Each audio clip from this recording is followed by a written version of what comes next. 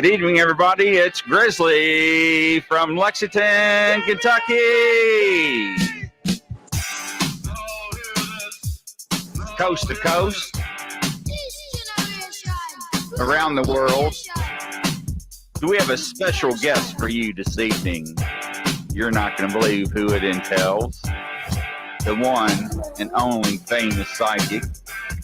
Very well known out there in the field. Hurry up, grab a drink, sit back, relax. Where we're going to go, I don't know.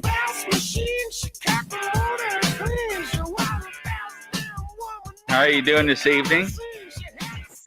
I'm good. I'm good, Grizzly. Good. Well, introduce yourself. Let's talk about you for a few. All right, Grizzly.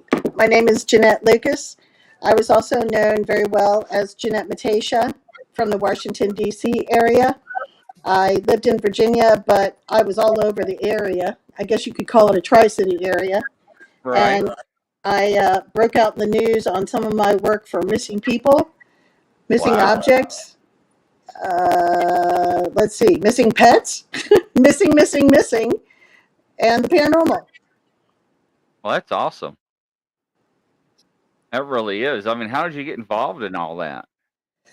I think I sort of fell into it. My father was very famous in the field of the paranormal. His day job was a surveyor, so he did both commercial and residential. And he heard about the word dowsing, and it's a technique to find water or pipes.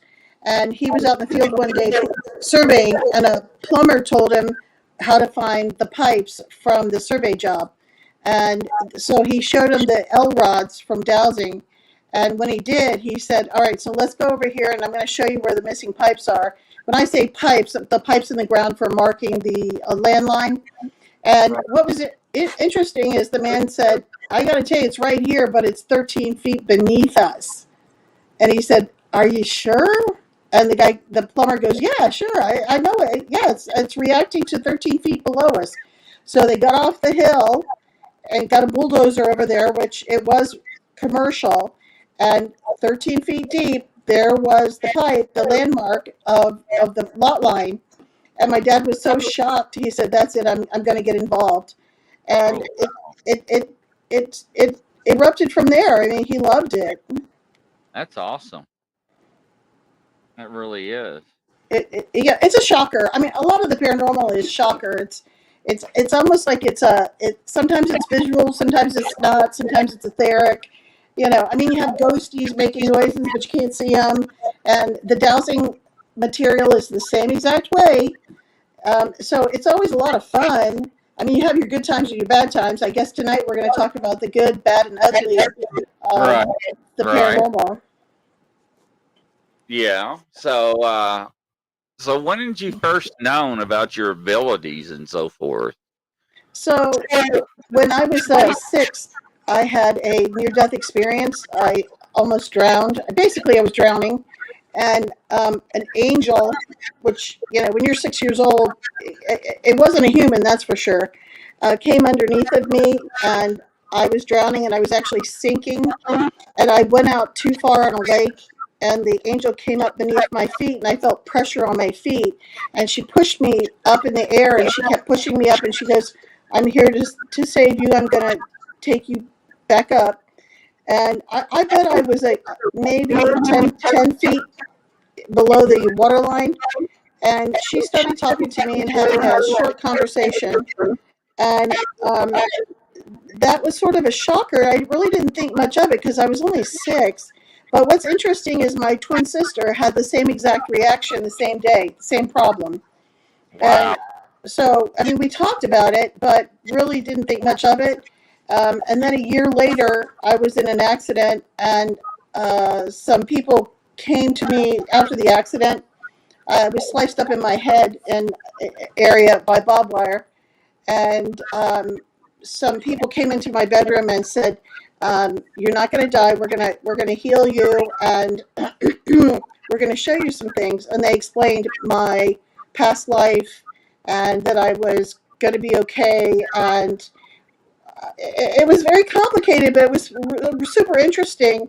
At that time, within the year, I kept seeing shadow people and people that I thought were dead, but I wasn't really sure. But I was 7, so it was definitely an eye opener. But I really didn't think much of it because when you're 7, your attention span is definitely short. Right. Um, but Right. at 7, they told me my whole life was going to change at 27, and they gave me a lot of details. And at 27, I had another near death in the hospital where I died, and that one was super complicated. But I got to go to the other side for quite a time. Now you have to remember that, and I'm sure you've heard this. Have you heard this from people where when you're over there, it seems like days or weeks or months, but in reality, it's only like an hour or 2 or 2 days. Right. So it was it was a shocker. So instead of being an executive secretary, I had to quit that work, and I had a concussion, and I had to just take it easy. And I decided to be a psychic at the time because I knew that was income producing. Right. And I was always a good psychic. I mean, I had already done psychic readings when I was a kid, paid $20 an hour.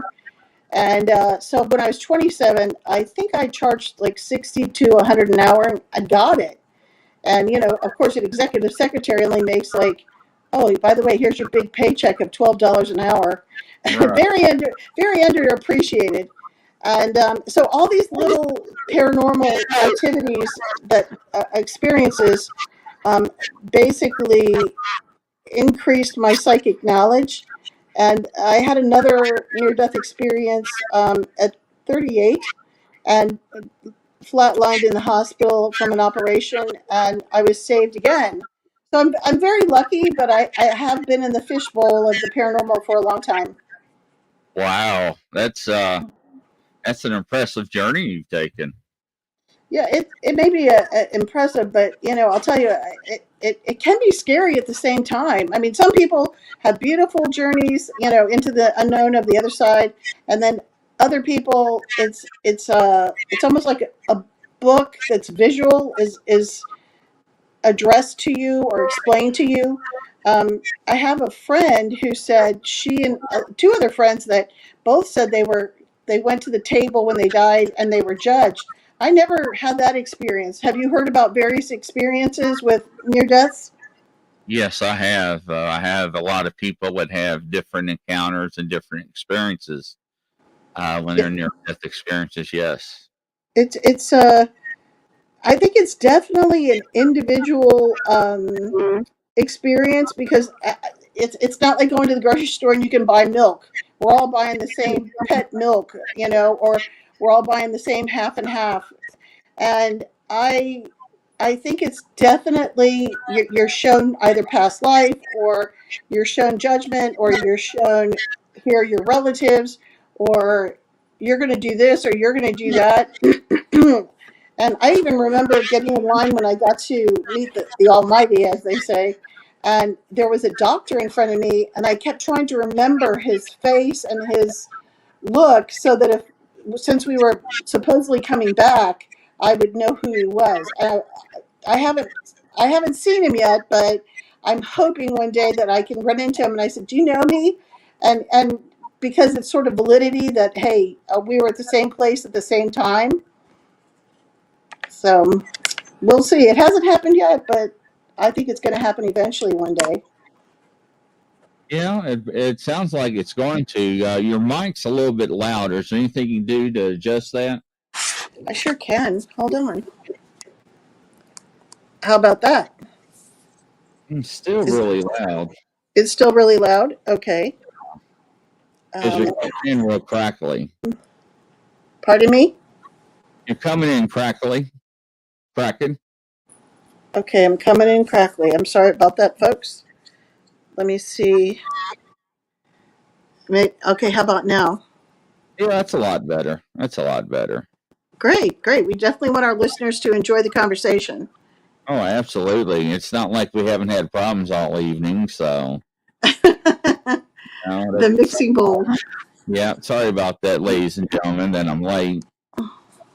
So, Yeah, but I read your bio and everything, and I want you to, explain some of the stuff that you've been through and what you work with, and like you said, the good, bad, and the ugly, and so forth, and and see where it goes. Sure. So I'll explain one of my first case jobs, case true crime. I was about, my sister said I was in third grade at the time. So basically, my father was already into the paranormal, and I rode with him to Frederick, Maryland. And we met up with a group of people where he was giving a class. So I guess about 50 to 100 people were in the class. And one of the people he was teaching was also hostessing us to stay at her house. And so when we stayed at her house, so after the class, I got to go to my room. He went to his room, and the psychic went to her room. So she was the hostess, but she was also a psychic. And during the night, I woke up and told her I had a really extensive dream about a missing kid. And she said, okay, try to remember it as best as you can, and then we'll talk about it in the morning. And she woke me up at 7 o'clock and said she had a call from a friend of hers, and come on down and let's have breakfast and we'll go visit with them. And I said, okay. And she said, now, this is so and so, Sheriff so and so. And I said, okay. And she said, can you draw me a picture of everything that you just told me about 2 in the morning? I said, yeah, sure. So I drew a picture of a house, and I said, well, we have to go here first. And it was a house that was pretty much square. And today we call them hip roofs, HIP, hip roofs. So they're a certain kind of roof. And the Right. house was a square, but also flagstone, and it was a 1600, 1700 house. So I tried to explain that. And I said, it's on 1 to 3 acres, and it's got a half moon driveway, which most houses don't have half moon driveways. And I said, in the driveway, there's a problem because I think it's a water fountain in the driveway, and it's not working, and you guys, it's clogged or something, and you guys can't get it working so that you can see a beautiful water fountain. And he was very shocked and said, where did you get that picture? I said, well, you saw me, I just drew it for you. And he goes, no, where did you see that picture from before? I said, I had a dream last night about a little boy being kidnapped. And I gave him all the details, and I said, he's one of five, he's a dirty blonde, all the kids are blondes. He lives in a trailer on top of a hill across from an orchard. He got murdered in the orchard. um, I said he was playing with another kid from a trailer way over on the other side of the orchard, and the kid was mentally handicapped. And I said he was the body of a 20-year-old, but he had the mind of, I don't know, maybe a 10-year-old. And the other kid was like a 10-year-old. And I think the 20-year-old hit the 10-year-old too hard and killed him. And he was crying and ran home and told his mother, because he only had a mom and a brother. And he said, I think I hurt the little kid that I play with. And in the dream, I kept saying, well, they ran back, they got the body, and they buried it. No. And when they buried it, they put a lot of rotten apples around, so you couldn't smell it or feel it or feel the sense of a remains or a body. Right. And I said the parents are not involved, because at first they thought the parents were involved, and I said no, it's the kid down the street. So I guess about an hour later, we drove over to this trailer house, and it was a trailer, and it was on a hill, and it was across the street from an apple orchard. And his best friend was a mentally disabled kid that was 20 years old and acted like a 10-year-old. And he did have a single mom, and he did have a brother, and they did live in the trailer. And they said, no, I don't know what you're talking about. So apparently it was a very hush hush thing with the family. But of course, they wanted to protect the child that had been mentally handicapped. And they never did find the body, to my knowledge. But the cop was super impressed by me at that age. And after that, I just did a few psychic classes and some readings, things that I that I enjoyed reading about. The paranormal, the plethora is so full of so many different things you can enjoy, and then of course there's the scary stuff, the devil stuff, or the dark side. I don't work on the dark side of anything. I don't like it. I don't work in the healing field. I only work in areas that I like. I get to choose. I'm sure you get to choose too. Yes, I do. Absolutely. What's your favorite part of the paranormal? Well, that's a hard question for me because it expands to Bigfoot, to dogman, to cryptids, to ghosts and hauntings and monsters that washes up on beaches that nobody knows what they are. So it's really hard for me to say it's this topic that I like the most. Yeah, I think the unexplained is really super incredible because these cryptoids, they're out there running around. I had never experienced them. I've heard howls out in the woods when I've camped out when I was young, but I probably didn't put two and two together. I mean, everybody's aware of the Bigfoot now, so that's very helpful. But I mean, I definitely like the true crime. I have worked on cases where the family was cooperative at first, and then down the road they just don't want to deal with you. They get the information. They don't want to hear the tragedy. Their loved one was murdered or killed accidentally. And unfortunately, with a lot of trauma with families, they don't want to hear, oh, yeah, they died from suicide. I did a case one time where a colonel was hung in a barn, and the wife came to me for an appointment about that, and she swore that somebody had murdered him. And I said, no, I think he was doing something he shouldn't be doing, and he accidentally hung. And I've seen that before many a time. I've had three of those cases where somebody was playing with hanging themselves, and unfortunately they tripped and it knocked them out, and they actually died accidentally. Now, you're a former cop. Have you seen that before? Yeah, we have a lot of suicides by hanging and so forth. Last one we dealt with was a guy in southern Indiana. He committed suicide by hanging himself. So it's really sad. Yep, yep. I'll tell you, suicide though, I mean, sometimes people actually trip. They're like thinking about suicide and they write a note. I hope I don't commit suicide, but I don't want to. I'm trying on the rope for size. And then they trip and then they die from being hung. And I've seen that before. And that's what happened with the colonel's case. And the wife just wanted to know who murdered her husband. And I said, it's not a murder, it's an accident. And talk about hanging. One of my other cases I worked on from hanging, she didn't like that too much, but I couldn't give more. I'm not going to ad lib to what has actually occurred. And I tell people all the time, if you ever help out with a case, don't ad lib. It's not a good idea. You're going to give the cops the wrong direction or the family more trauma. And families are also not, I want to say this in a nice way. I had an aunt who was murdered, and I tell you, I anybody that helped us, we appreciated it. We never lashed out at anybody helping us ever. Unfortunately, on some cases, you have part of the bad is they embalmed her too quickly, and when a few more of the murders showed up that were matching my aunt, they really needed to do another autopsy, and they couldn't do it because she at that time she was embalmed, and that was about 30 years ago. But fortunately now we have more DNA, and that's very helpful.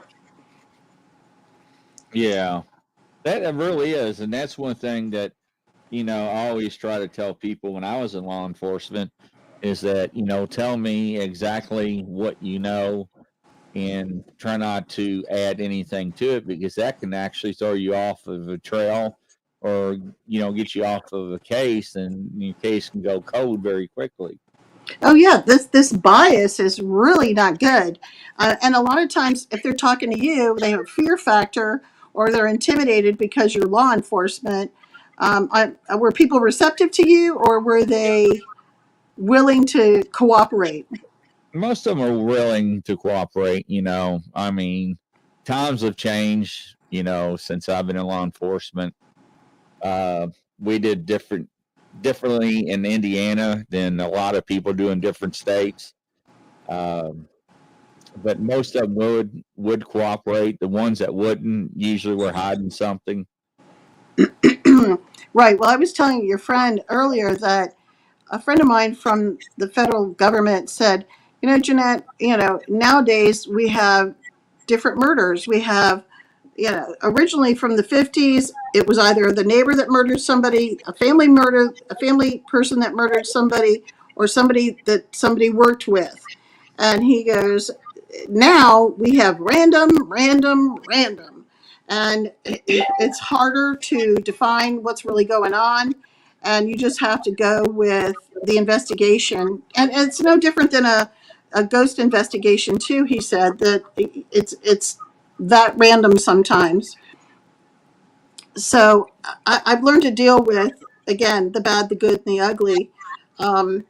On my aunt's case, it was never solved. The man killed quite a bit of people, and you got the impression that he killed only the elderly, and it was almost like he was helping them get through life, and they were not happy, or that they were what's the word?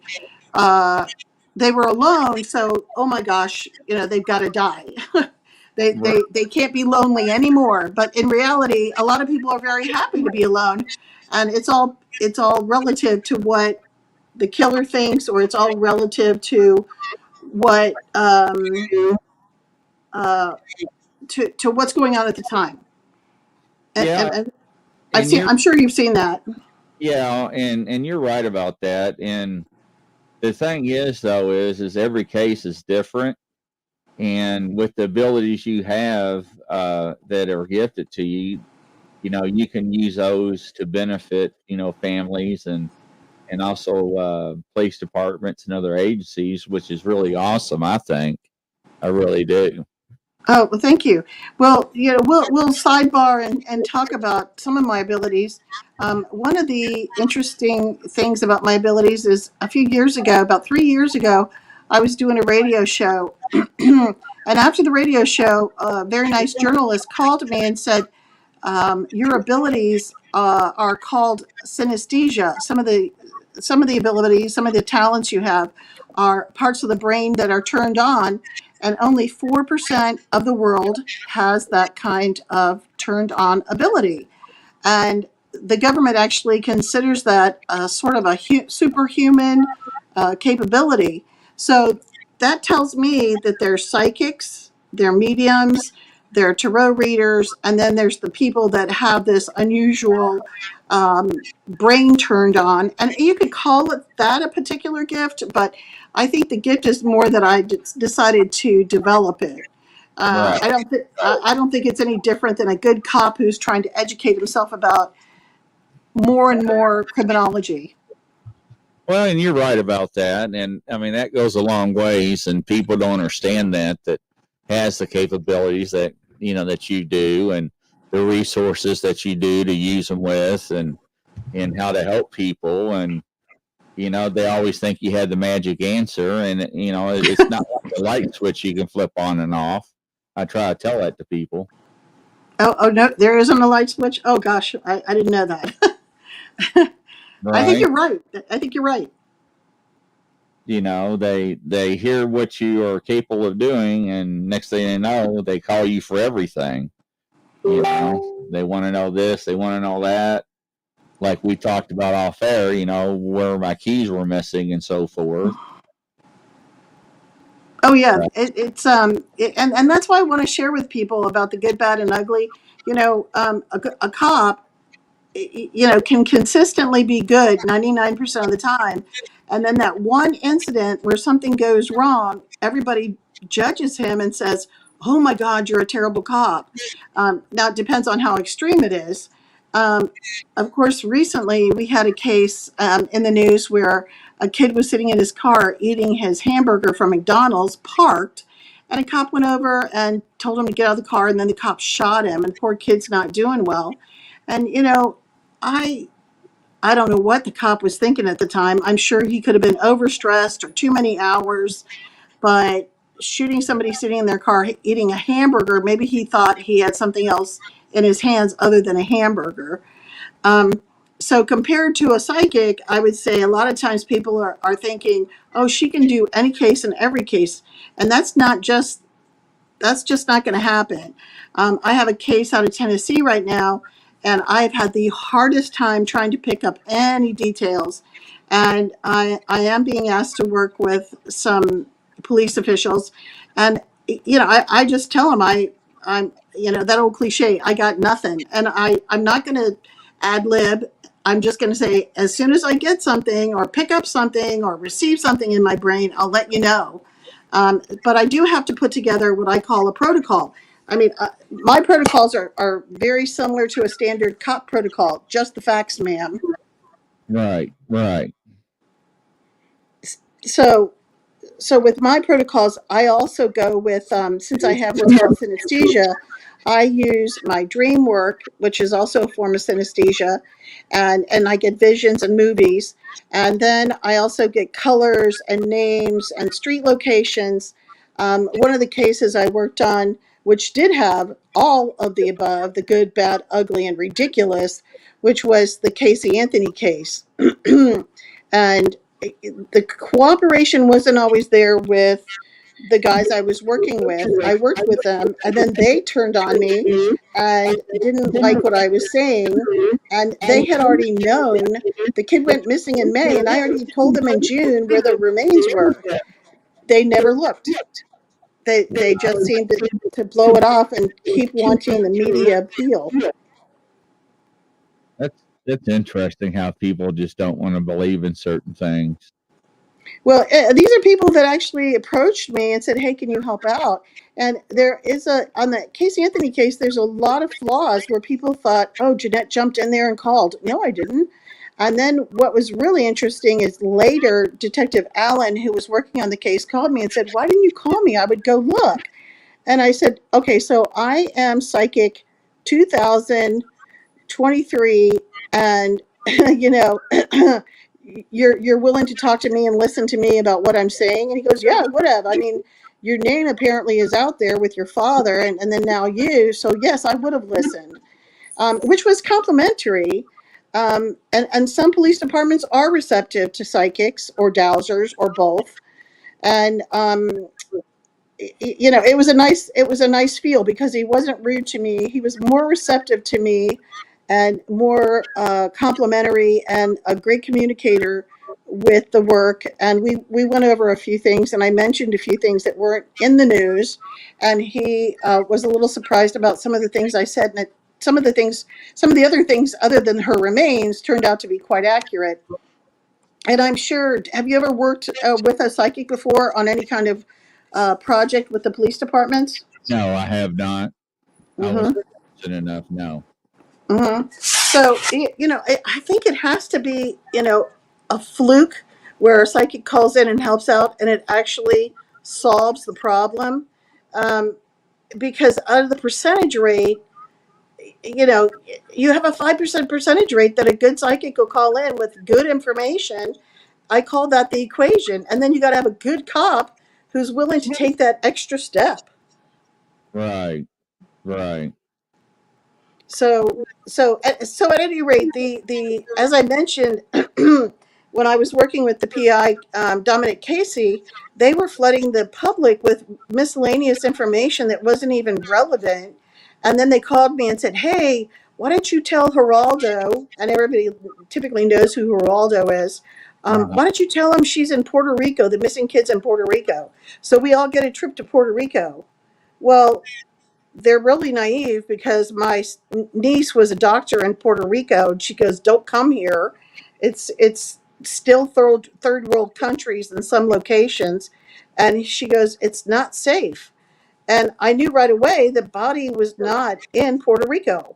You don't take a casket and take it to Puerto Rico. And the other problem is, I kept telling them the child was deceased quickly, and back in May, not oh, so it suddenly happened, or she's a little girl sitting on the curb who's alive and fine. So there was a lot of miscommunication on that particular case. Yeah, and unfortunately, that does happen a lot. And, people take things that they think is right and try to run with it, and actually they're running in the wrong direction, and that's sad. It really is. Right, and it spends it spends a lot of time. I mean, cops spend a lot of time trying to take that information and say, "Oh, let's check out this area or this area." They're totally wasting time, and that's what happened on that case. And then feeding the media misinformation certainly caused a, a terrible road for everyone, and it created a real um, flow of people hating Casey Anthony. And if you really must know, I don't know that she killed her kid. And so a lot of it she didn't deserve. The other percentage rates, it's not that she deserved to be picked on, but because she was into drugs, she received a lot of judgment calls. And I'm sure you've seen drug addicts, and that's what she was. She was a drug addict who things went awry, and people always just judge them. I mean, like the homeless people, they judge them, and they could be a good person. I'm not going to judge Casey Anthony. She fell into a pit of terrible things, and the sharks came to get her. Right. No, I mean, I truly agree with you. I mean, there's a lot of people that I took to jail, but, on drug related charges or on drugs. And, they didn't call me Dr. Phil for no reason, but uh, it, I think that in people in society, I think when they break a crime and they go to jail or to prison or wherever, and when their term's done, I think the crime's paid for. I don't try to go back and judge anybody of what they did in the past because, they paid for it. So, Well, I agree with you. I was very conflicted. Recently, they let out a guy that supposedly was a serial killer, I think in New Jersey or New York. And I mean, literally within the last 2 weeks. And they dismissed his case. Even though he was the killer of someone, he got out. And I just thought, oh my God, because there are other guys in there serving 40 years for pot. He murders somebody, like 5 people, whatever. And all of a sudden he's out versus the pothead. There's a little bit of an imbalance here, I think. yeah, I do agree. There's certain states that they will charge you X amount of years per pill that you're caught with, and that actually overrides the murder cases that are in the system right now. And they get off easier than the people that's peddling drugs. So Oh yeah, I live in Virginia, and one thing they did years ago, which was really nice. So I would guess it might have been 25 years ago. They had signs saying, put up right near the elementary schools or high schools or intermediate schools that said drug-free zone. And if you got caught in that area with any kind of drug, you would get charged with a time frame of 3 times the amount because you were in the zone. and and then you compare it to a serial killer or someone who's only killed 3 people and he served 6 years. It's devastating, I'm sure, for the family. And then the pothead who all he did, let's say he just had pot, and now he reflects on the fact that pot is legal. I mean, there's definitely no real fair judgment call there. yeah, and as more states increasingly accept recreational use, I mean, they got so many tests they can perform now because they can vape it and they have the vapors to use it in, and some of the e-liquids and so forth. They can test the THC levels in them. But when I was on county, we had a new sheriff in town, and basically, we went on a drug spree, and to catch people, you get them all traffic violations. whether it's speeding, not using the turn blinker, license plate lights not being illuminated, headlight being out. That's how you catch your drunks, your warrants, and people. Your warrants. Yeah. Yeah, they're out there. And we were told if we caught anybody with one pill, lock them up, and that's what we did for quite a while. Wow. The drugs were so rampant throughout the county, and he was trying to really do a good job of cleaning it up. So. And what state was that? Indiana or was that Kentucky? That was in Indiana. Okay. Well, I know that some places were always pulling people over in Virginia or DC if your light was out. My light was out several times and I got pulled over. And I was really happy that fortunately I was sober. And Right.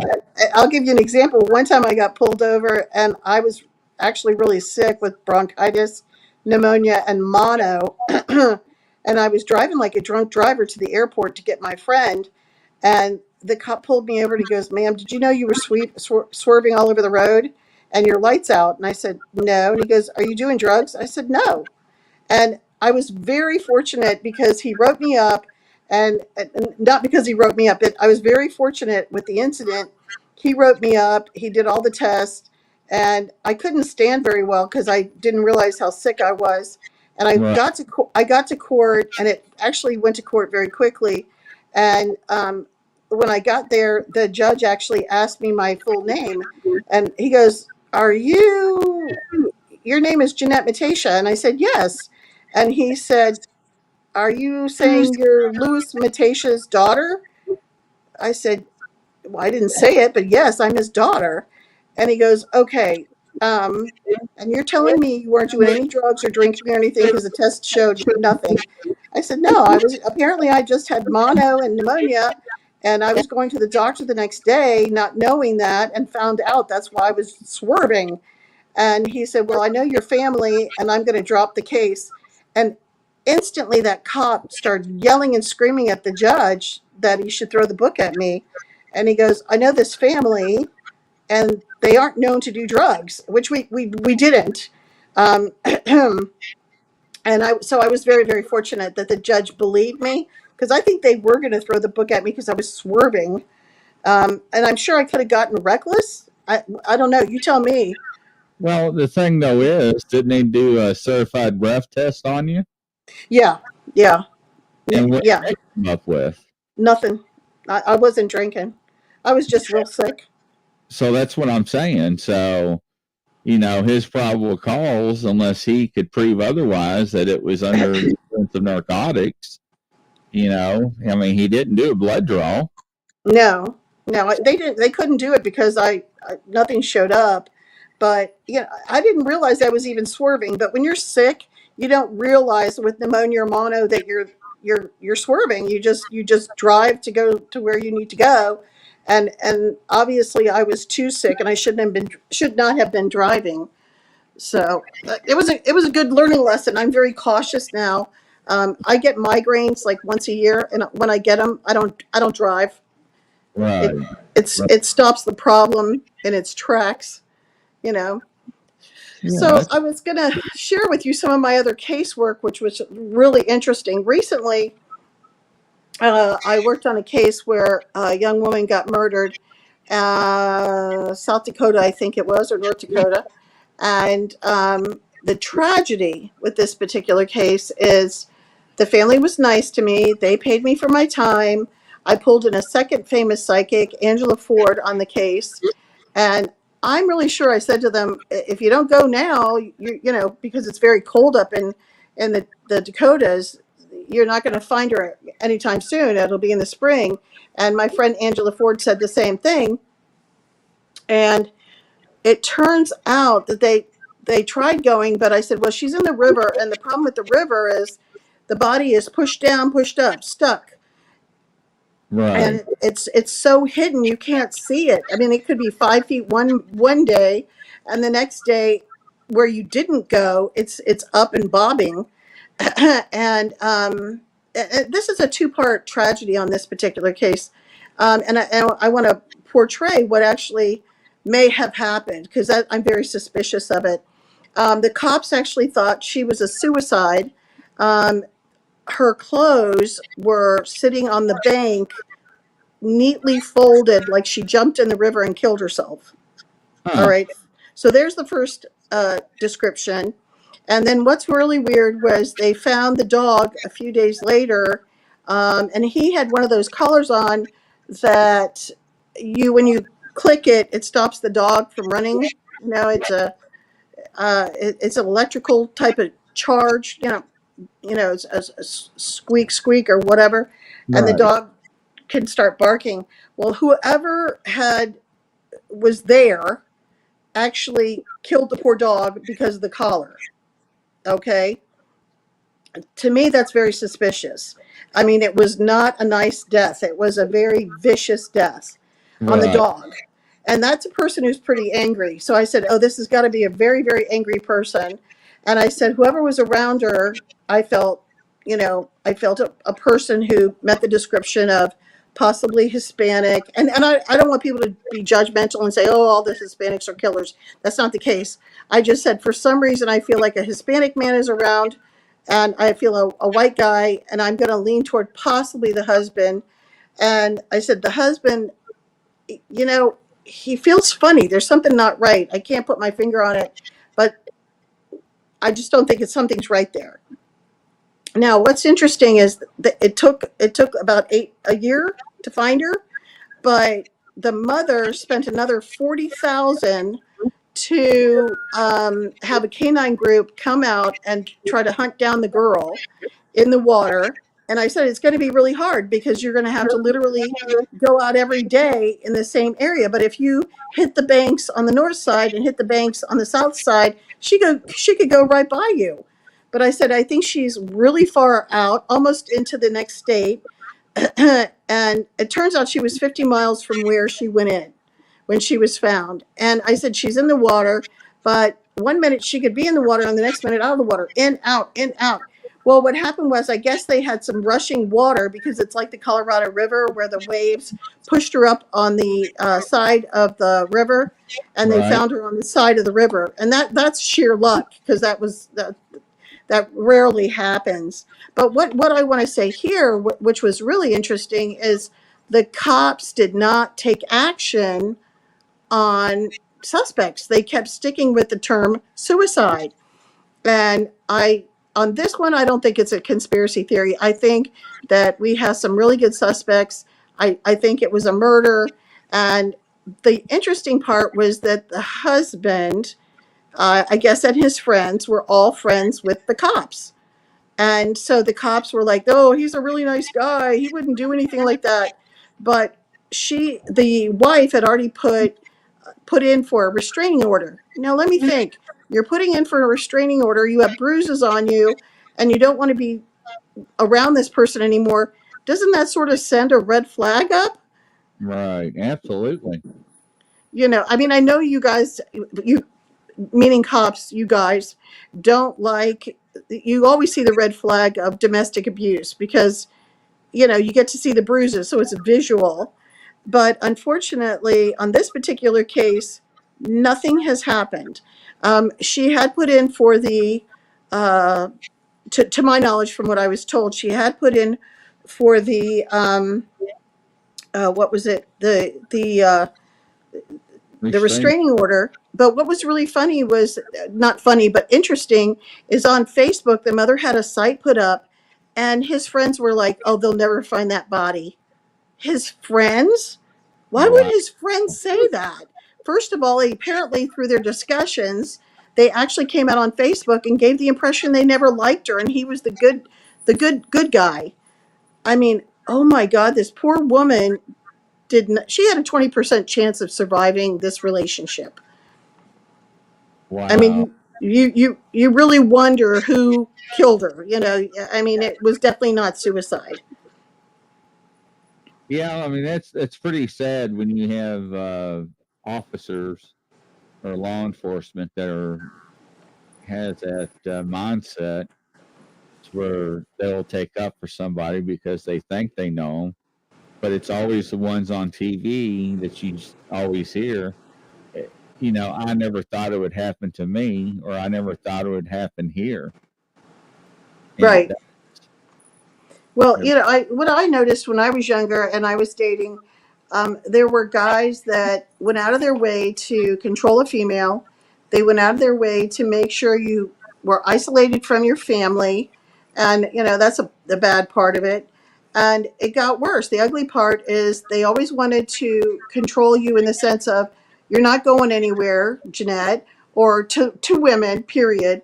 You're not going to do this. You're not going to do that. Almost as if they are God or godly, and I'm going to get my way no matter what.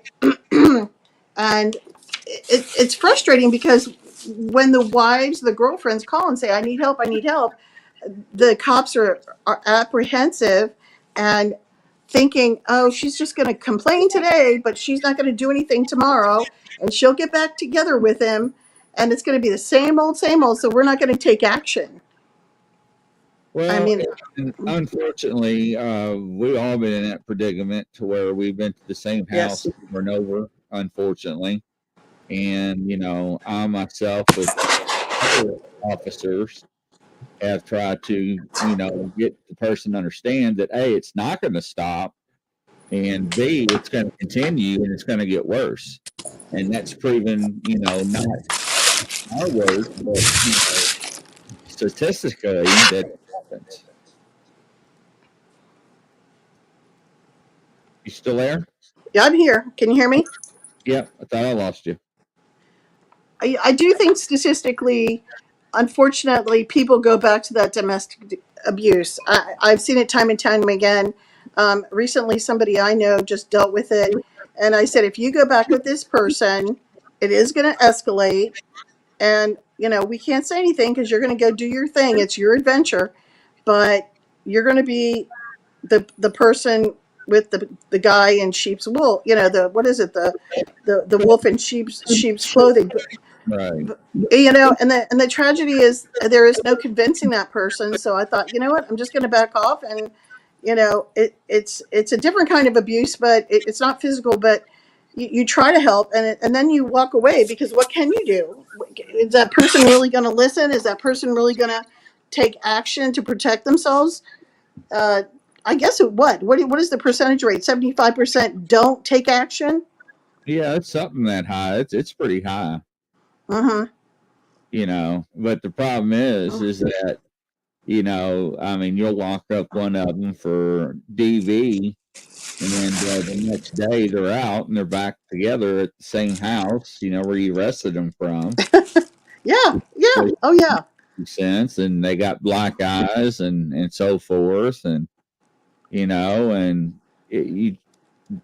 we had safe places, and I know other states do, for battered women and family and so forth, where they are hid, where they can go to, absolutely. But it's just they don't want to believe what you're telling them, because he says he loves me. He's changed.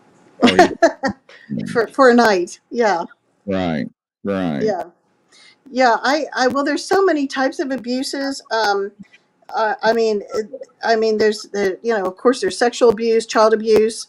The list goes on, and once a person goes beyond the boundaries, that person he seems comfortable out of the boundaries, and I think people need to know, let it go, just let it go and move on, and restart your life.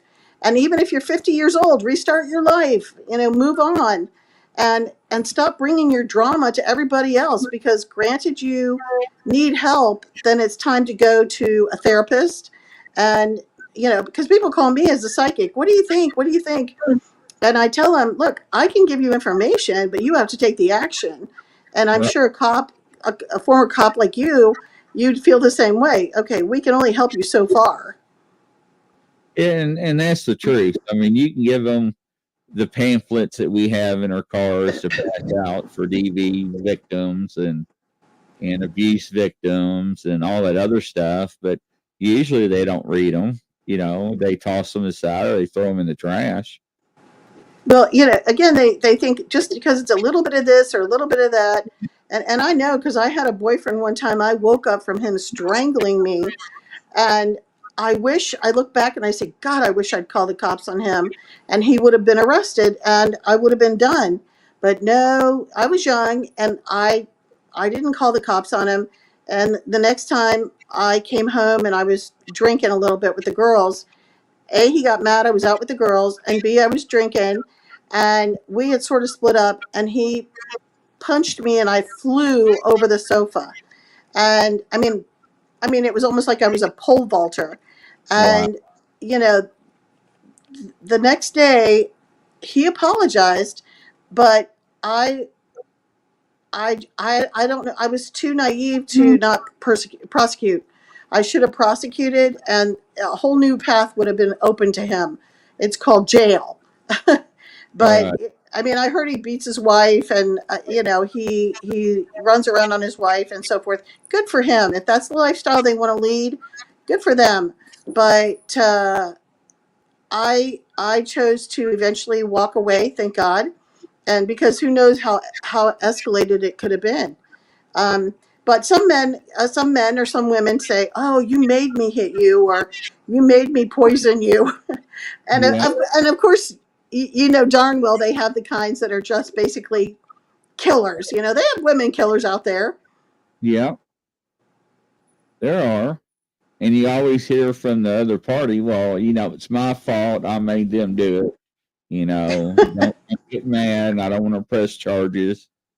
So we notice at the end of my career that we notice that women that have been strangled during domestic violence that we had a checklist we had to use if they urinated themselves and so forth. And Wow. to go down because women were dying 8-9 years later and they couldn't figure out why they were dying from and they couldn't come up with the cause. So they connected it back to the domestic violence where they actually were choked and suffocated and passed out and caused some damage to the brain that they didn't know about it, and it had longer effects down the road. So, yeah, we actually had a checklist on any DV cases that we had to go by. Wow, that's terrible. But I'm glad they have that information. You and I chit chatted about, the DNA and the new DNA, the airborne DNA, which is very impressive now. So whenever I'm around people and they have conversations about true crime, homicide, kidnapping, or abduction, I said, well, you know what? They're going to get caught now because the DNA is so good now that they're going to get caught. It's just a matter of time. Yeah, Um, truth. it's great. So, do you want to elaborate a little bit on that new DNA that they've come out with? Yeah, we actually talk about it in the paranormal field too, especially when it comes to like Bigfoot or Dogman, and it's called eDNA. And eDNA, they can do it several ways. To me, I always say it looks like a gas filter off a motorcycle. They can go to any lake, stream, creek, river, any body of water, and siphon that water for 45 or 75 seconds. And anything that's walked through it, urinated through it, or whatever, they can tell what animal it is, what species lives there, and so forth. And they've been trying to use that to prove that Sasquatch is alive, and he does live in certain places, and always comes up 98% human and 2% unknown. To me, that's your case. But to be able to collect DNA just from the water samples, and now they're collecting it from the footprints, of Sasquatch and criminals. And Bo was telling me the other day he's really kept up with that. I don't know if he's paying attention tonight or not. Even Bo was talking about how they're doing the air or eDNA from the air. Right. And that goes back to our topic that we were talking about off the air about the pizza box and the pizza inside. Yeah. Even That's a perfect case. Go ahead. That's a perfect case. yeah, even though you can't get fingerprints off the pizza or the box for whatever reason, but they can still pull the eDNA out from the air. It's just incredible because they left something behind, or something's in that box. It's technology has gone so far, and if you go back 30 years ago, it's amazing that how people collected and saved items because they thought one day they can use it as evidence to locate the criminal. And lo and behold, it actually came true. And a lot of people in the late 90s, early 90s were going to jail because of it.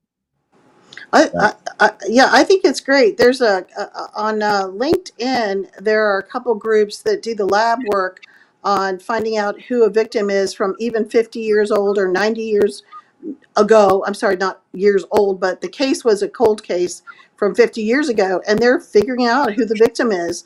And then a few weeks later, it says, "Oh, we caught the guy who did it." Unfortunately, a lot of them are deceased.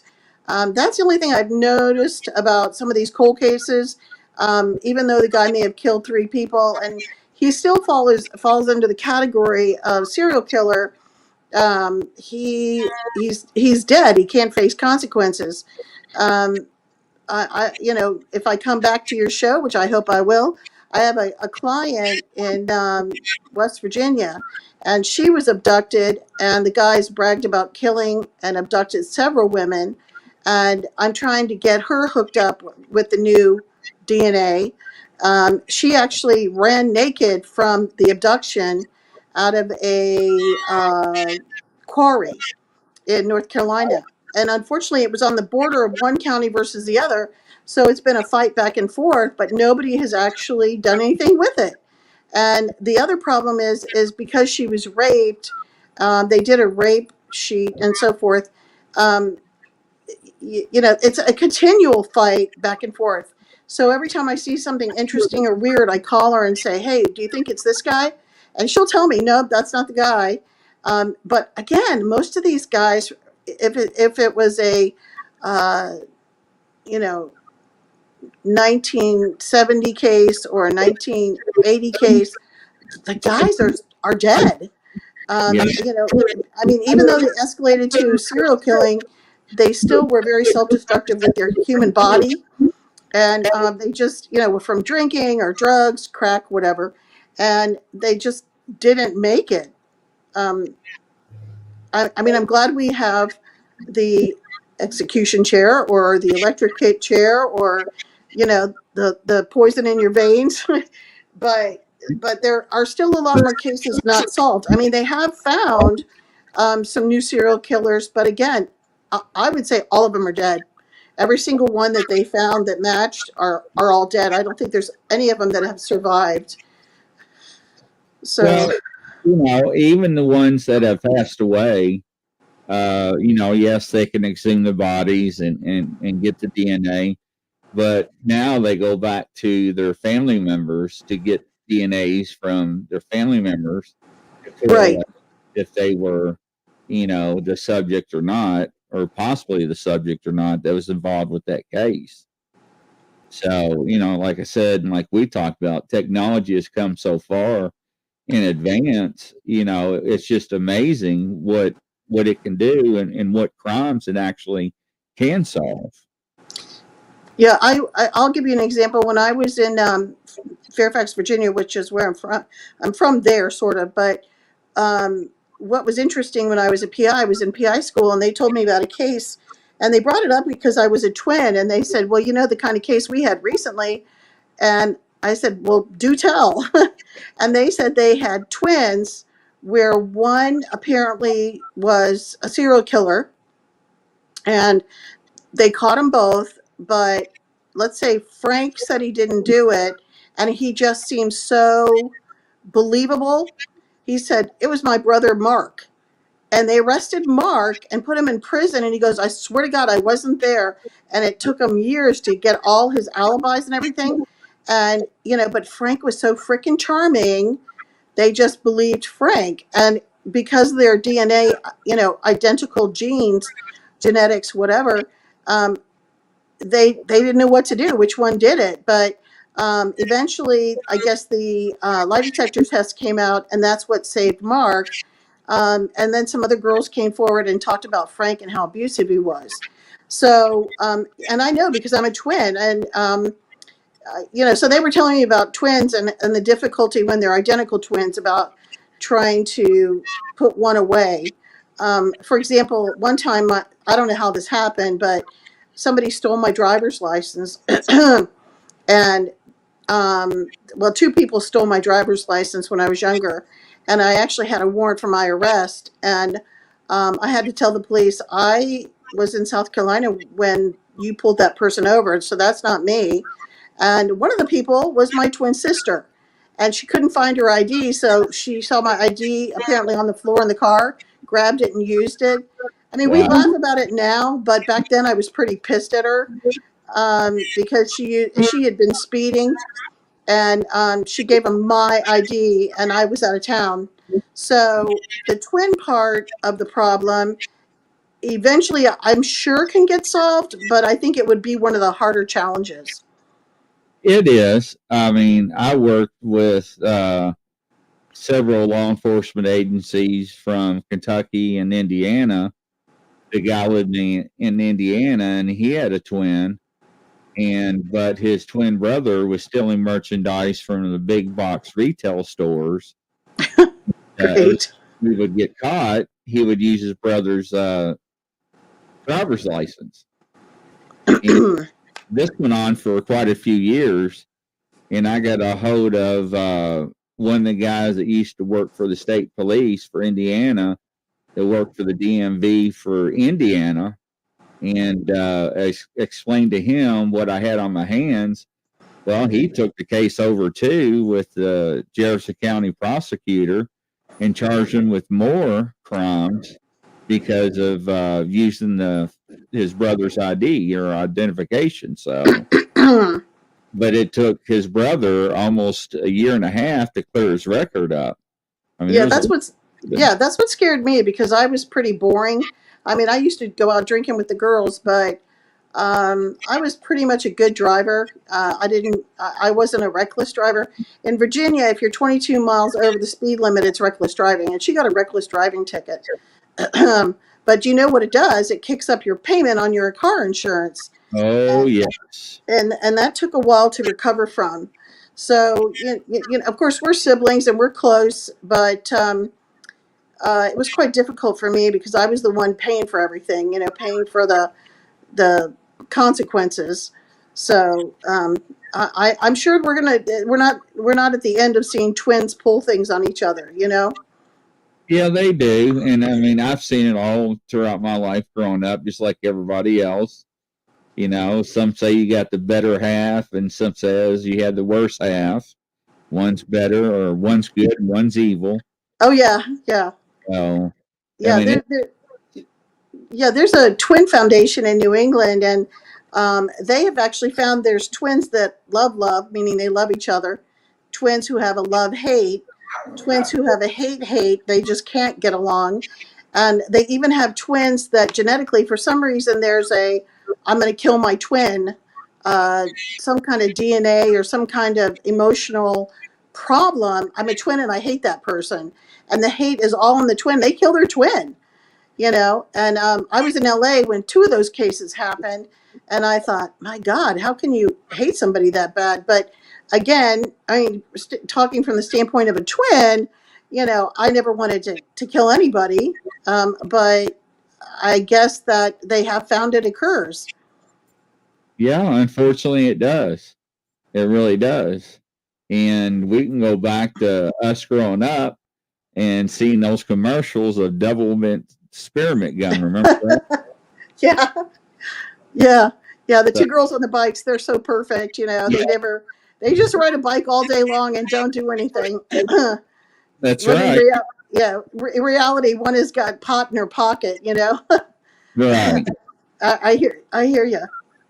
Well, I was gonna talk to you about what is your interest in the paranormal? I mean, do your police friends, how do they feel about cops? I mean, cops working with a psychic or cops dealing with psychics? Have they all had bad experiences, or they're indifferent, or sometimes they get surprised?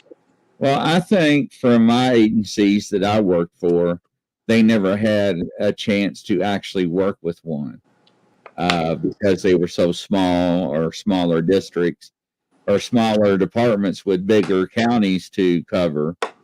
I don't think we had anybody that was reputable in the area that they could go to for resources or any assistance at all. And that's just my opinion. Yeah, I would hold on. I got a cough. Excuse me. I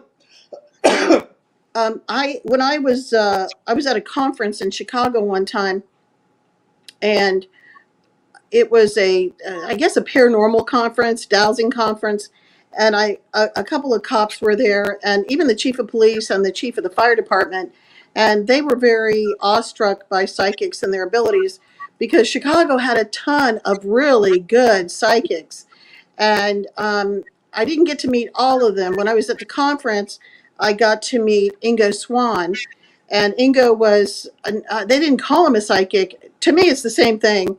He was a remote viewer, Right. but very talented, worked for the government. And upon, meeting with Ingo, Ingo was kind enough to refer a client to me. And I went in a different direction with that client. I'm a treasure hunter too, and I found some treasure in the Chicago area hidden by Al Capone and Frank Nitti, his right hand man. Oh, Um, wow. yeah, and it's everything from the psychic field is certainly fascinating.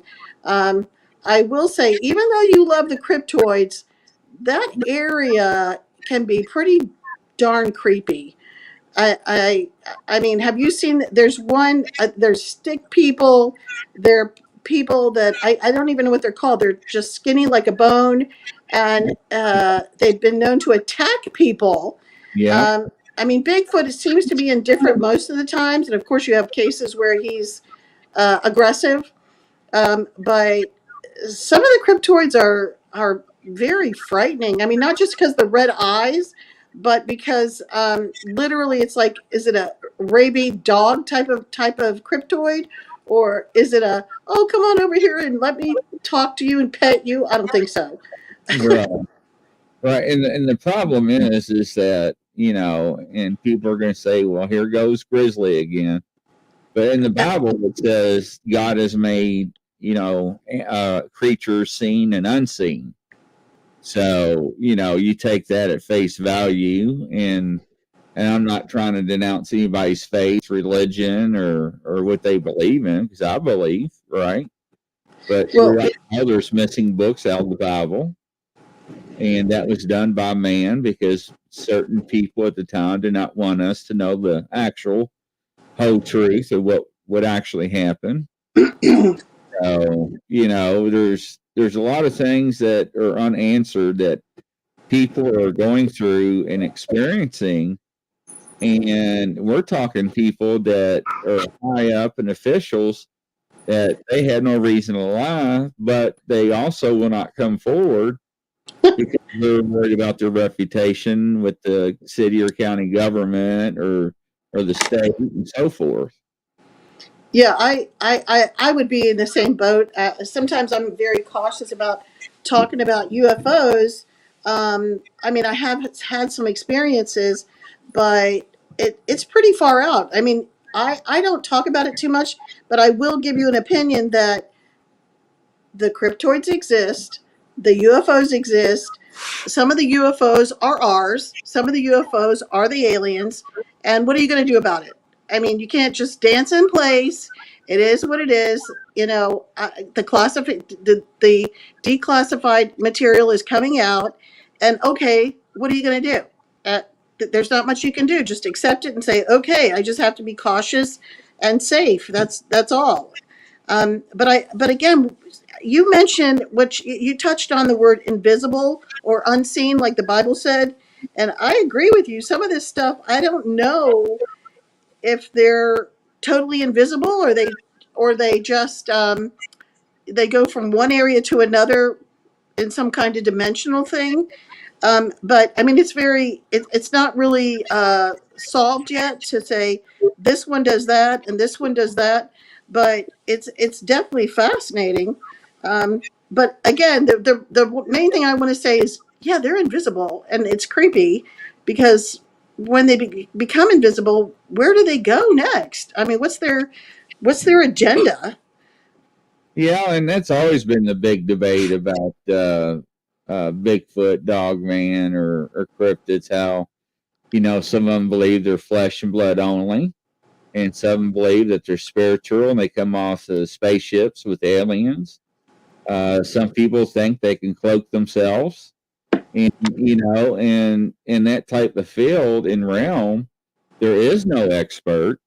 And what they're basing it off of is their encounters and what they have interviewed people with what they saw and encountered with as well. So my thing was, and I tell everybody, where in the sand do you draw the line? We know more about the Earth and Mars than we do about our own planet. I think we're going to see more surprises with these kind of things. I mean, I you know, I gosh, I just think we're just going to see more. I think we're still just pulling away the veil of what is out there. And, of course, I hate to say this, I'm not an expert in the UFO field, but again, I said I had experiences, but invisible, dimensional, it's still in the unexplained area. And I think that's why there's so much interest on TV right now. And we're just going to have to take it in baby steps. Yeah, we are. And, the past couple of years, the Navy and the Air Force are releasing videos of them chasing UFOs, and tracking them with radar and so forth. And it's like, okay, you're telling us now about this. What are you prepping us for? Yeah, that's a good term. They are. I do feel like we're being prepped. I saw a show. I think it's called Paranormal Declassified. It was Uh-huh. one of the better shows I think I've ever seen. Have you seen that one? No, I have not.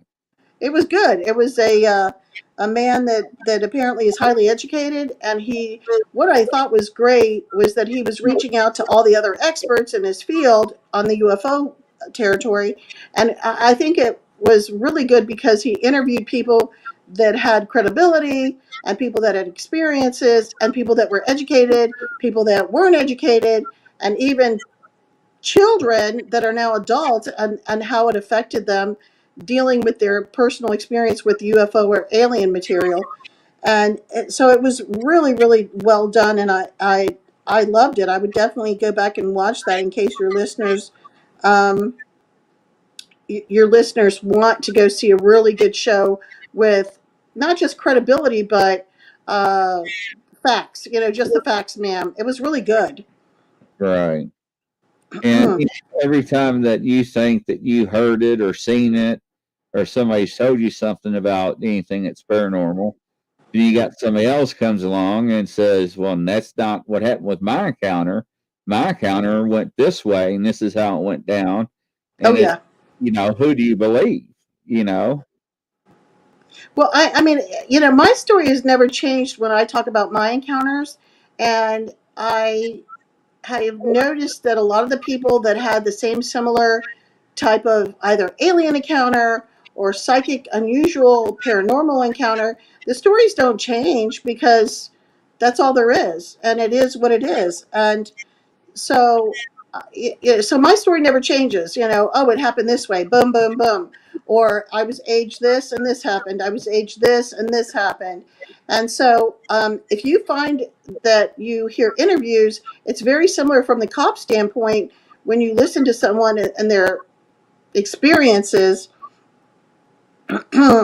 um, that they're people that are telling the truth are going to be timely. They're going to talk about their age, they're going to talk about the location, they're going to talk about as much detail as possible, because I think there's a little bit of PTSD from it or trauma from it. Oh, And absolutely. and I'm sure cops, they even have traumas from various categories.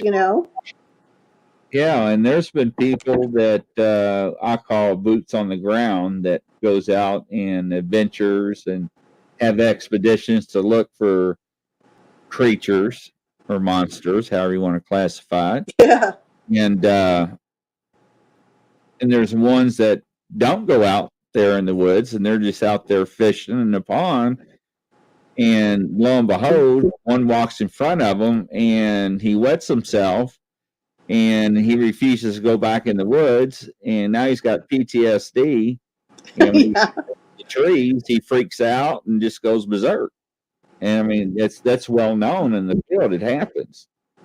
Have you met any cops that have dealt with a cryptoid or a Bigfoot in the field? Now, some of them has told stories, yes, but it's the ones that I knew, were kind of pranksters in a way. So you really couldn't take at face value what they said, So when I was young on the force, I always said that, and I'm a no-kill person, everybody. I know everybody knows that. I always said I would take my car off the road and run over one if I had to, just to prove it. But, things have changed now, with all the technology and everything else. But, everybody looks at that field or that classification differently. And I noticed with the Facebook groups that all of them are not intertwined together, and they don't share evidence and so forth, and their techniques and collecting evidence and DNA.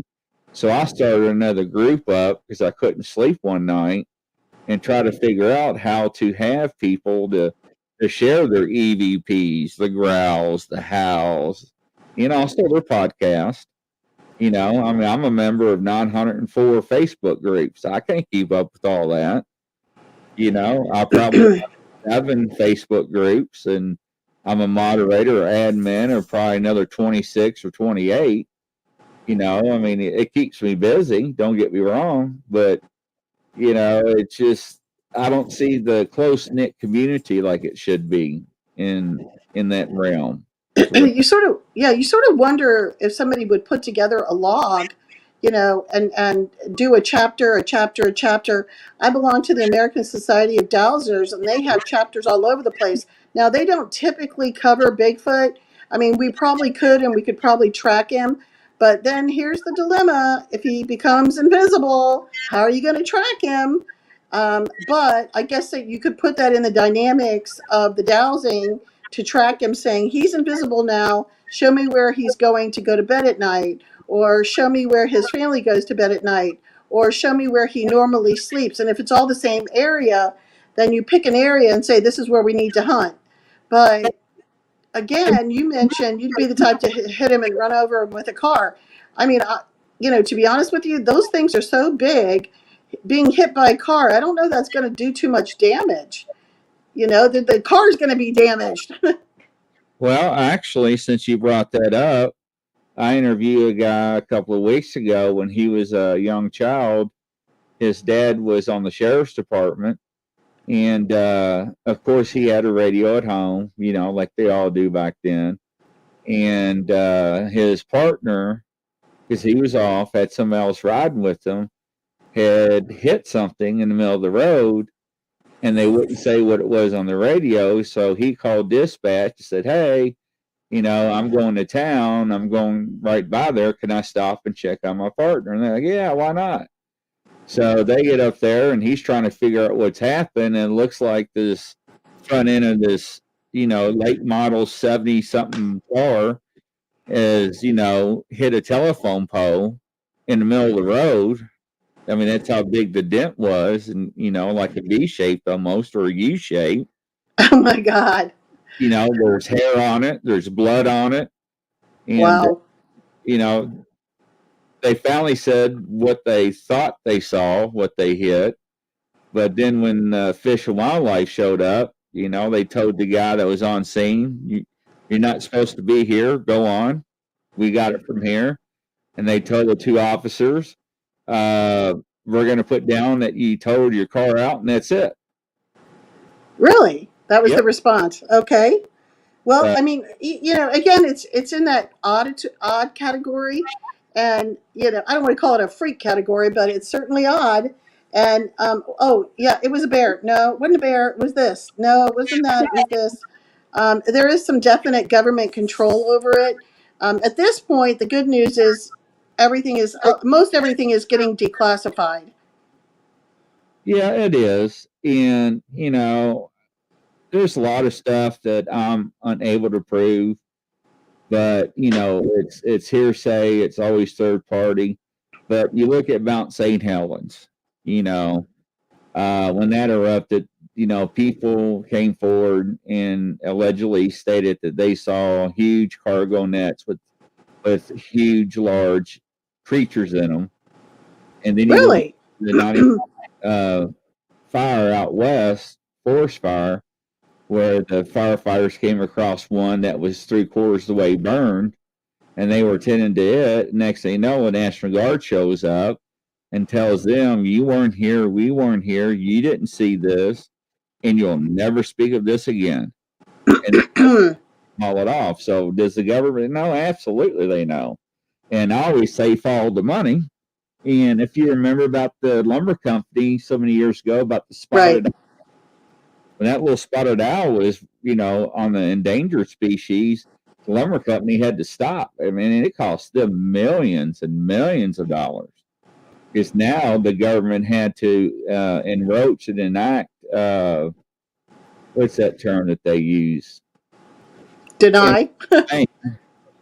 Eminent domain, and confiscate so many thousands of acres just to keep it for that spotted owl. So, and then you look at the Appalachian Trail, which I'm not too far from. You look at the national parks, state parks, Yosemite, Yellowstone, and then you look at the Alaskan Triangle. A couple of years ago, it was over 60,000 people missing. And where are all these people missing from? Where are they going? You got a group of people jogging up the Appalachian Trail, and a woman turns the corner, and they turn a corner, and she's gone. Very quickly. Very quickly. Yeah. I think that's called the 411 Yep, sure is. title. At first I was apprehensive of it, but I thought, you know what, you got so many wild animals. I mean, she could have been jumped and off a cliff, or the animal, if it has that disappearing act, it could have grabbed her and taken it with her, especially if it's dimensional. But I mean, who knows? I mean, so basically, today in our world, since we are familiar with cryptoids, you have to play it straight. You have to be careful jogging or walking or hiking. Um, I do notice a lot more people are cautious, and then I see people that are younger that are just like, no, nothing's going to get me, and then they disappear, or they wind up dead. I mean, recently, within the last week, we had a guy with his girlfriend. He went to get help, and he ended up dead. And I thought, what is that's really odd, because all he did was go to try to get help, and they found him dead too. I mean, so. I mean, and how did he die? Apparently his body was badly bruised, but I mean, it's very suspicious. I mean, you don't know if it's a human or if it's a cryptoid or even a wild animal. But wild animals would normally, if it was a bear, it would try to eat you and then spit you out. But in that particular case, which I have seen like 5 this summer, that it was just so suspicious. And of course, no comment from the cops or no comment from the Park Service. So everything you're saying is matching what is a continuum of what's going on. But the problem is, though, as well, is they're not finding clothes, backpacks, tents. Right. They're not finding hunters with their hunting gears, rifles, and everything. I mean, everything is gone. Yeah, that is pretty unique. I mean, I do know there was a serial killer a few years ago in Georgia. He took everything, but he had a van, and he also he was very precise on his abduction, and he hold on, I gotta get a drink of water. He was very precise on keeping people alive. He would kill the guy and then rape the girl. He eventually was caught. I think of his own volition. He'd been out there for 11 days in the woods and just basically had given up about food and money, and he was just done. and then he confessed to a few murders, and it turned out to be over 11. Right. But then they brought some cases to him, and they asked him if he did this one, this one, this one. When he came in, he wasn't bragging, but he was admitting to it. And then the rest were all, oh my God, he won't admit to this one. He swears that's not the kind of killing I do. He goes, that's an animal or, something else. And so that tells you right there, okay, he admitted to 11, and the other 5 were not consistent with his MO. So Right. that was really interesting because he was in the Appalachian areas and he was in the Georgia mountains. I mean, he was all over the place. But so here we have 5 other murders that really are still unsolved, cold cases. Yeah, and I forgot the statistics that the FBI released 3 or 4 years ago about how many serial killers there are in America that we don't know about. Because all these Right. end up missing, and they don't find the bodies until 15, 20 years later, because they're developing something and they come across the remains. So in the Appalachian Trail, they also have what you call the feral man. And the best way to describe what he looks like, it's if you ever watched the movie Wrong Turn or The Hills Have Eyes. Haven't heard of that one. I'll write that down. Tell me what it's called again, and I'm sure your listeners want to hear. It's called The Wrong Turn. Yeah, it's called the human feral, or the feral human, however it goes. It's one of those ways, and it's The Hills Have Eyes, and it's Wrong Turn. Wow. And they are so deformed, and they don't know if they just live off the grid for so many years and they're inbred and have these deformities and so forth. But that some of them say they're cannibalism. That's what they do. They've seen them going through trash cans, and it's not a pretty sight when you see them. Scary. Yeah. Very scary. Right. Yeah. I try to impress upon the girl hikers that are out there without a gun or machete or some kind of weapon that they could spray something. And one of the most typical cases was recently where a journalist in the last, I think, 6-8 months was out there hiking, and he got off the walking path and went into the woods a little longer trying to get pictures of flowers and herbs. And when he did, a bear came out, and he said he didn't know why, but that day he decided to take a bear spray with him. And he said it was the best thing that it had ever happened to him, and it actually saved his life. And he said the bear was within. He had a podcast video thing on him, a little camera, and you could see the bear probably within 5 feet of him. And a bear, he could take his arm and reach 5 feet. Right. And it was just utterly amazing. But he had to use the spray, and the bear ran off. It was great. So it was successful protection. And I keep telling these young girls that from the sororities my daughter belonged to, I said, why don't you just take a bear spray along with a handgun or this or that? Oh, we don't want to hurt the animal. Okay, so he's going to kill you and you're going to die. And I'll say case in point, and I'm sure you heard of this one, where these couples go to the cabins and they take their baby and they're hiking and everything is wonderful. A couple times they're walking and here comes this big bear.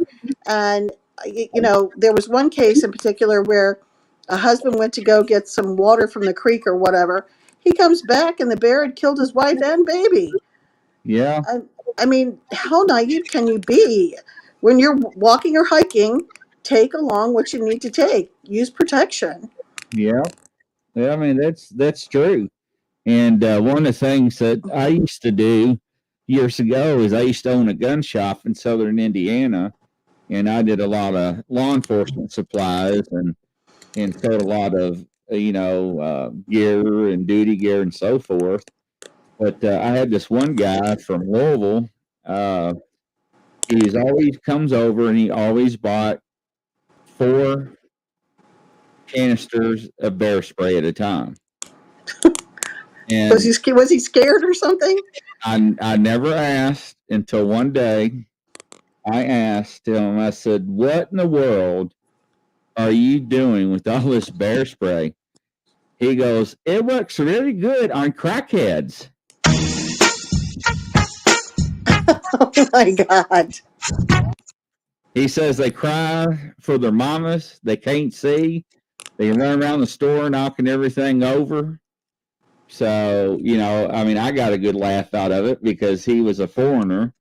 And unfortunately, they weren't able to buy firearms because the laws and the statutes are on the book. But that was the next best thing. And it reaches out to 24 to 30 feet, It's impressive. It's impressive. instead of the handheld ones where you got to be really careful and aim. I mean, this thing comes out with force. And when he died. But you know what? I did see a park ranger pull up the hand of a bear from Alaska, and that bear claw, that bear hand, was the paw was the size of her head. I mean, bigger, and I mean, and if you think Bigfoot is not going to get that big, I hear that Bigfoot is out there as high as 20 feet tall, and people need to wake up and be cautious. Yeah, now there are some groups that I have interviewed that actually carry Glock 10 millimeters because that could take down a bear. But they also carry bear mace, and they call them flashbangs. It's not like the ones the police have. It's a little circle ball. You hit a button, and all these white lights come on, and I forgot how many decimals, and you toss it in that direction, and whatever animal's there, it hurts their ears and the flashing lights, and they run away. Ooh, And that's good. they had to use that one night and get into a formation because evidently the Sasquatch that they were dealing with was not pleased by some manner or some sort, and so they did their training, what they had, and used their tools, and it was very impressive. I was really impressed with what they took. I mean, he showed me on the show what he uses and what everybody carries, and it was really pretty neat. Yeah, I think that might be something to get me down to the store to purchase. My husband's like, "Oh, let's go for a walk," and I can't go yet because I hurt my back. But I thought, all right, what kind of equipment do I need or tools do I need to make sure we're going to be safe? You know, I'm in Richmond, and there are places that are just as wooded, and stay on the path. But even if you're on the path, some of these dummies are going to take their 22 out, and if they think that's going to stop a bear, they're dreaming. Oh my gosh, I know. You might as well shoot it with a BB gun. Absolutely. And sidebar here, there were two things I was going to mention. In the field of the paranormal, talk about tools.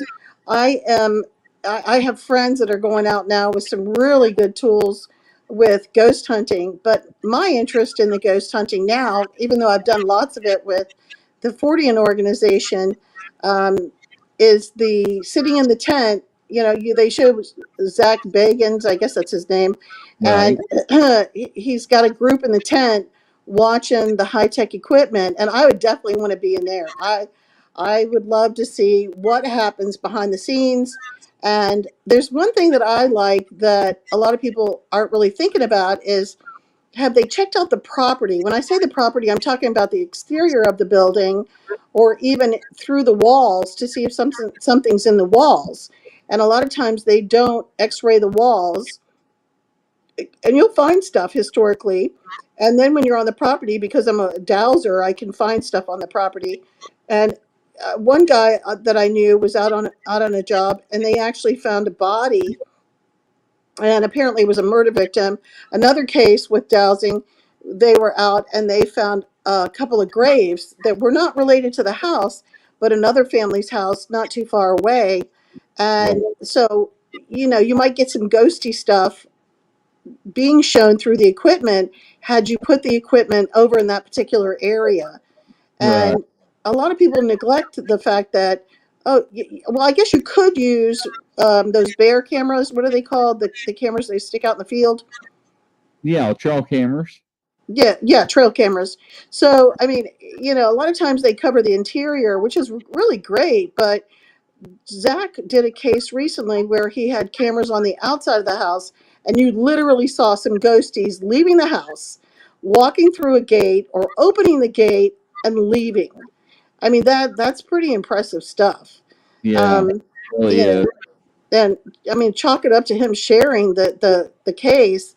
But I mean, you could put trail cameras all over the property. So let's say you had an acre, and you say, okay, so if we find a grave or find different circumstances, ghosties tend to like water because it's electrical and gives them more energy. I guess water is a conductor. I mean, I'm not exactly saying it the way I want to say it, but I think it would be great to have a trail camera over near a creek bed, a lake. Many a time you hear about people called Lady of the Lake or the monster from the lake, and they don't put the trail camera there, which would find some really good oddities. Well, we can go back to the 16th and 1700s where people drew maps where monsters were taking down their boats, and they draw mermaids and stuff. And, Yeah. it's like, well, Grizzly, they were drunken. The only thing they had to drink was beer. Well, unfortunately, no matter how much beer you drink, if you saw a mermaid, you saw a mermaid. And that was a legend and a folklore as well. And then Hmm. that paranormal caught on camera. I don't know if you ever seen that show. That's pretty interesting. Oh You yeah. know, Oh yeah. so, but some it's questionable. I'm not going to say it's not. But when you got 40 people looking over a rail and see a mermaid laying on a rock collecting sun, and then jumps in the water, what are you supposed to say? That did not happen? I guess you'd have to be there to feel like, and to feel like you wanted to touch it. I personally don't know that you'd want to touch it because basically it could be reptilian. And, is it toxic? Is it not toxic? I mean, now on that one, I guess you could certainly shoot it with some kind of tranquilizer and then grab her out of the water and, do your photos of, oh, when you turn the person's face around, it's a monster that's got a pretty long red hair or black red hair or black hair, and Right. then it looks like a figure, but it turns out to be some kind of freaky reptilian. That's scary stuff. Yeah, I mean it is. I mean, there's been people that actually has found carcasses of mermaids, alleged mermaids, I should say, washed Yeah, up yeah. carcasses, and the husband wants to take it home or back to the motel, and the wife is no, it stinks, and he's sitting there filming it like I can't believe what I'm looking at.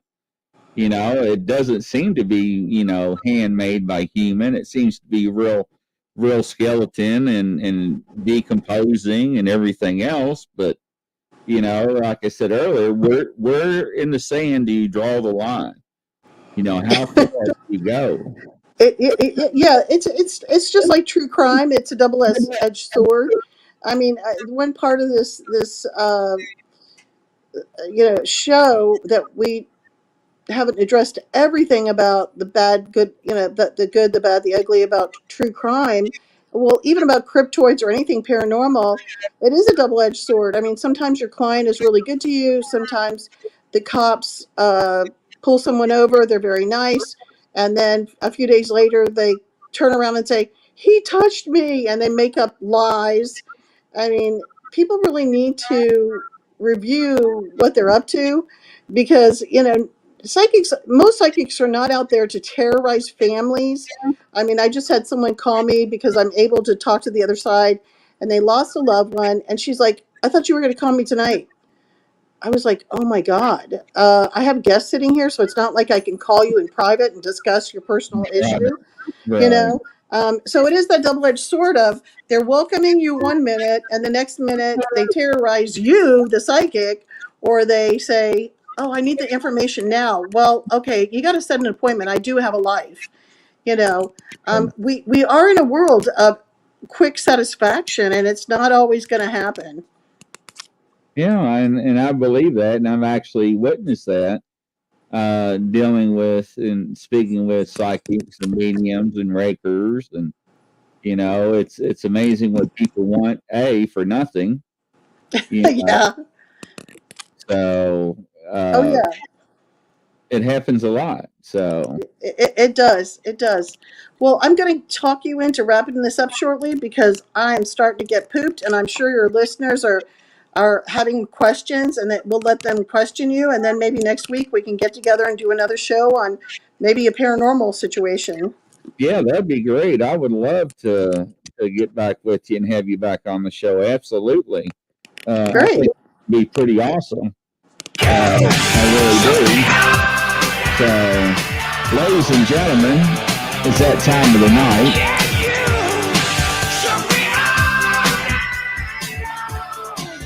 We must say goodbye. It was a great show. We had some technical problems in the beginning, but hey, we dealt with them. We got through them. It happens. So, what else goes bumping tonight? What other topics you want to discuss? So, which rabbit hole do you want to go down? How far do you want to go? What do you believe in? Where do you draw the line? Like I always say in the sand. Where? How? Every time you draw a line, you have to move it because of something else that you did not know existed or was alive.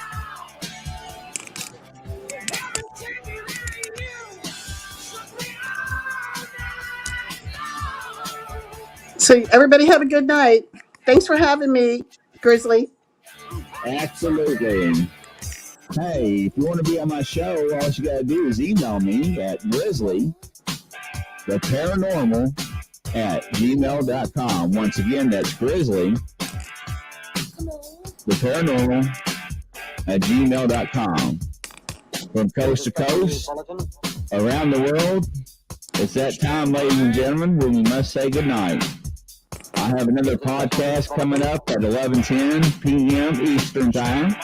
I'll see you then. Have a good night.